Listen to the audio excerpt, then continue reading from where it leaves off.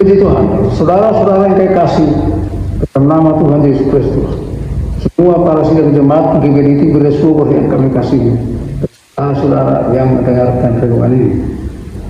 Saudara, kita akan mendengarkan renungan yang kami sampaikan pagi ini, tapi sebelumnya mari kita berdoa. Bapa kami yang di surga, Bapa dalam nama Tuhan Yesus Kristus, puji syukur terima kasih padamu Tuhan. Kami memuji memuliakan besarkan nama-Mu. Terima kasih atas segala kebaikan, kemurahan, pertolongan Tuhan yang kami terima. Saat ini, pagi ini, kami akan mendengarkan sebagian dari firman. Terima kasih Tuhan, urapi firman-Mu dan urapi Roh Kudus-Mu. Urapi setiap hati, mendengar pikiran kami semua mendengar firman-Mu, agar semua mendapat berkat di dalamnya. Nama-Mu tinggikan dan dipermuliakan. Terima kasih Tuhan, hamba-Mu yang tidak ada apa-apanya, tapi firman-Mu yang berkuasa, yang dapat mengajarkan, dapat memberikan kekuatan kepada kami. Urapilah kami dengan kuasa. Terima kasih Tuhan, akan kami mulaikan pembacaan firman-Mu. Dalam nama Tuhan Yesus Kristus kami berdoa dan mengucap syukur. Haleluya. Amin. Saudara-saudara, pagi hari ini kita akan menyampaikan renungan yang temanya hidup yang berkemenangan oleh firman Tuhan. Firman Tuhan memberikan kepada kita berkat secara rohani maupun jasmani. Firman Tuhan merupakan makanan rohani bagi setiap anak Tuhan.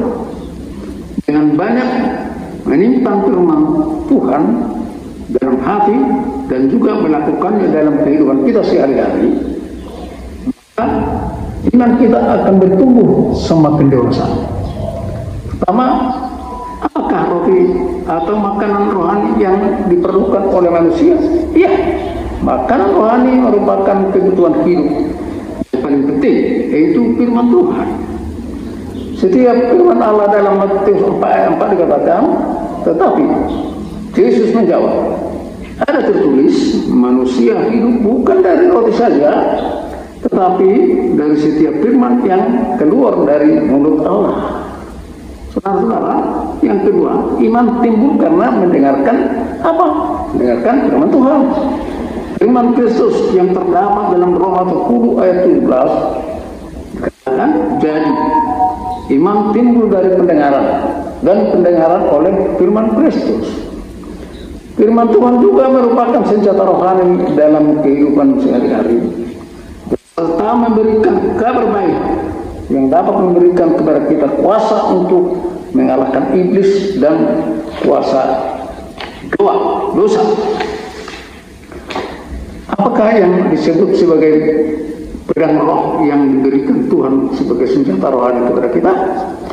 Firman Tuhan dalam Efesus 6 ayat 17 dikatakan, dan terimalah ketopong keselamatan dan pedang roh, yaitu firman Allah. Dengan apakah seorang muda mempertahankan kekuatannya supaya tetap bersih? Firman Tuhan dalam Mazmur 119 ayat 9. Dengan apakah seorang muda dapat mempertahankan kelakuan bersih? Dengan menjaganya sesuai dengan firman Tuhan. Renungan penerapan untuk hari ini, yang pertama, selain mempelajari bahan pelajaran dasar kekristenan ini, sudahkah Anda juga membaca Alkitab setiap hari? Ya, sudah. Membaca Alkitab setiap hari sangat penting bagi pertumbuhan rohani kita. Sebagaimana tubuh memerlukan makanan setiap hari, demikian juga rohani kita memerlukan firman Tuhan setiap hari. Yang kedua, kalau sudah, apakah Anda juga mengikuti daftar pembacaan Alkitab yang dicantumkan dalam renungan pagi? Ya. Ketiga, ayat Alkitab apakah yang Anda baca kemarin? Petrus 1:23. Karena kamu telah dilahirkan kembali bukan dari benih yang panas, tapi dari benih yang tidak panas, oleh firman Allah yang hidup dan yang kekal.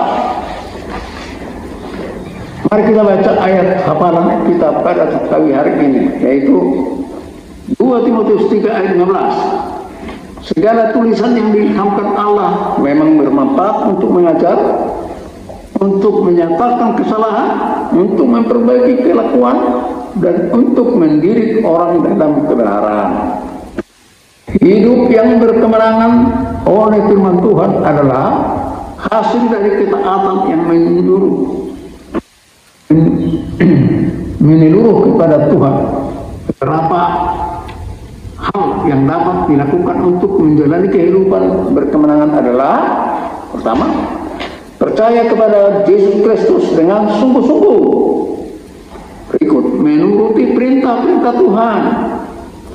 Kemudian, hidup berkenan di hadapan Tuhan. Dan selalu siap sedia bekerja dan berjaga-jaga.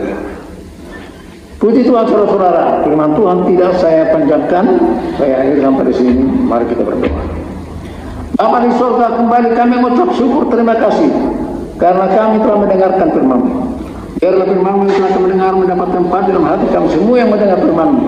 Biar semua menerima kuasa firman-Mu, menerima kelepasan, menerima berkat dari firman-Mu yang telah kami dengar. Terima kasih Tuhan. Tuhan, hamba-Mu telah berhenti berkata-kata, namun firman-Mu itu senantiasa berkata-kata dalam hati kami masing-masing. Terima kasih Bapa, terpuji dan nama-Mu.